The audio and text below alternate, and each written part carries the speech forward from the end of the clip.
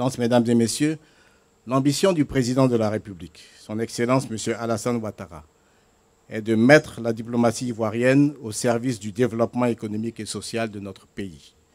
C'est la raison pour laquelle il prône une diplomatie économique plus active, dont les principaux acteurs doivent être les missions diplomatiques, ainsi que les consulats généraux et consulats honoraires ivoiriens ouverts dans vos pays.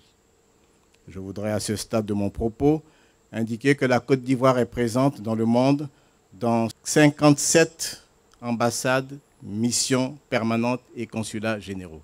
Elle voudrait donc, en retour, que l'investissement que constitue le fonctionnement des représentations diplomatiques ivoiriennes à l'étranger soit bénéfique à son développement économique. La modernisation de l'économie ivoirienne passe par son industrialisation, par la transformation des produits agricoles, miniers et minéraliers sur place et une plus grande importance accordée au secteur des services, l'objectif étant de faire profiter à la Côte d'Ivoire de la plus-value générée par cette transformation. Cette volonté politique du chef de l'État cadre non seulement avec sa vision de l'émergence de la Côte d'Ivoire à l'horizon 2020, mais aussi et surtout avec le Plan national de développement PND 2016-2020 élaboré par le gouvernement ivoirien. Je voudrais donc rappeler que la Côte d'Ivoire reste un marché libre, ouvert et concurrentiel, ouvert aux investisseurs de vos pays.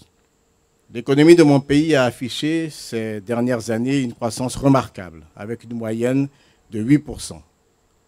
Dans cette dynamique, le gouvernement entend désormais encadrer le secteur privé ivoirien à la recherche de débouchés dans les pays dont vous êtes le représentant ici, en Côte d'Ivoire. Ainsi, à l'avenir, les délégations de nos opérateurs économiques et hommes d'affaires en mission de prospection économique dans vos différents pays seront accompagnés par des diplomates ivoiriens et même par des membres du gouvernement, comme c'est le cas de vos missions économiques et commerciales en Côte d'Ivoire. Mon souhait est que nos chefs d'entreprise et hommes d'affaires reçoivent le même accueil et qu'ils puissent jouir des mêmes facilités que vos hommes d'affaires sont lors de leur mission ici en Côte d'Ivoire. J'encourage donc, à travers ce dialogue, un partenariat gagnant-gagnant, où chacun trouve son intérêt avec nos hommes d'affaires dans le cadre de l'implantation d'entreprises étrangères chez nous. Je voudrais également, mesdames et messieurs les ambassadeurs, pouvoir compter sur votre appui afin que les produits ivoiriens puissent être écoulés sans entrave sur vos marchés en Europe, en Asie, en Amérique, en Afrique en général et plus près de nous en Afrique de l'Ouest, dans l'espace CEDEAO.